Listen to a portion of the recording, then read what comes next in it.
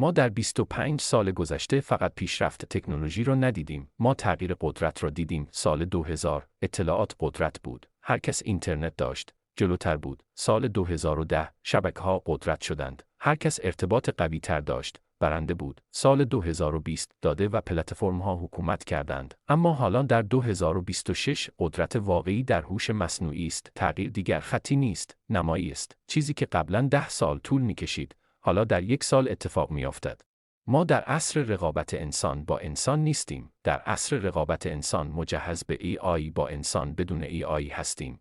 ابزارها دیگر فقط ابزار نیستند. آنها فکر می‌کنند، تحلیل می‌کنند، تصمیم می‌سازند. در این عصر کند بودن خطرناکتر از ندانستن است. اگر با موج تکنولوژی حرکت نکنی، موج تو را کنار می‌زند. اگر می‌خواهی جزو کسانی باشی که جلوتر از زمان حرکت می‌کنند، این کانال را سابسکرایب کن، چون اینجا یاد می‌گیری چطور با تکنولوژی رشد کنی.